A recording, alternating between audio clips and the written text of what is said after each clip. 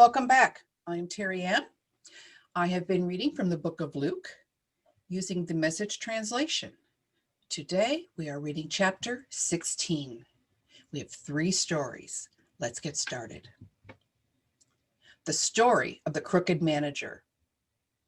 Jesus said to his disciples, "There was once a rich man who had a manager. He got reports that the manager had been taking advantage of his position by running up huge personal expenses. So he called him in and said, 'What's this I hear about you? You're fired, and I want a complete audit of your books.' The manager said to himself, 'What am I going to do? I've lost my job as manager. I'm not strong enough for a laboring job, and I'm too proud to beg. I've got a plan. Here's what I'll do. Then, when I'm turned out into the street, people will take me into their houses.' Then he went at it. One after another, he called in the people who were in debt to his master. He said to the first, 'How much do you owe my master?' He replied, 100 jugs of olive oil.' The manager said, 'Here, take your bill, sit down here, quick now, write 50. To the next, he said, 'And you, what do you owe?' He answered, 100 sacks of wheat. He said, 'Take your bill, write in 80. Now, here's a surprise. The master praised the crooked manager. Why? Because he knew how to look after himself. Streetwise people are smarter in this regard than law-abiding citizens. They are on constant alert, looking for angles, surviving by their wits. I want you to be smart in the same way, but for what is right, using every adversity to stimulate you to creative survival, to concentrate your attention on the bare essentials so you'll live, really live, and not complacently just get by on good behavior. God sees behind appearances." Jesus went on to make these comments. If you're honest in small things, you'll be honest in big things. If you're a crook in small things, you'll be a crook in big things.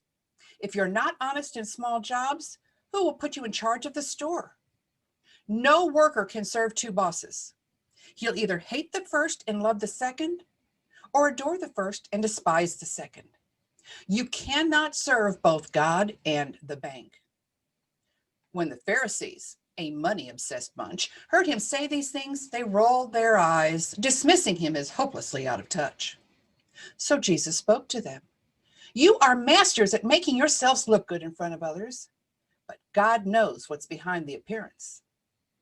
What society sees and calls monumental, God sees through and calls monstrous. God's law and the prophets climaxed in John. Now it's all kingdom of God, the glad news and compelling invitation to every man and woman.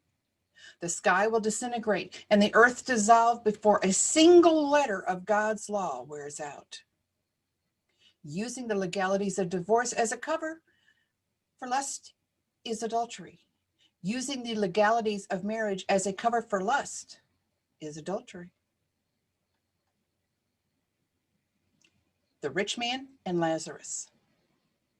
There once was a rich man, expensively dressed in the latest fashions, wasting his days in conspicuous consumption. A poor man named Lazarus, covered with sores, had been dumped on his doorstep. All he lived for was to get a meal from scraps off the rich man's table. His best friends were the dogs who came and licked his sores. Then he died, this poor man, and was taken up by the angels to the lap of Abraham. The rich man also died and was buried. In hell and in torment, he looked up and saw Abraham in the distance and Lazarus in his lap. He called out, "Father Abraham, mercy, have mercy. Send Lazarus to dip his finger in water to cool my tongue. I'm in agony in this fire." But Abraham said, "Child, remember that in your lifetime you got the good things and Lazarus the bad things. It's not like that here. Here he's consoled and you're tormented. Besides, in all these matters, there is a huge chasm set between us so that no one can go from us to you, even if he wanted to, nor can anyone cross over from you to us." The rich man said, "Let me ask you, Father, send him to the house of my father, where I have 5 brothers, so he can tell them the score and warn them, so they won't end up here in this place of torment." Abraham answered, "They have Moses and the prophets to tell them the score.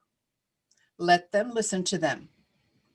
"I know, Father Abraham," he said, "but they're not listening. If someone came back to them from the dead, they would change their ways." Abraham replied, "If they won't listen to Moses and the prophets, they're not going to be convinced by someone who rises from the dead."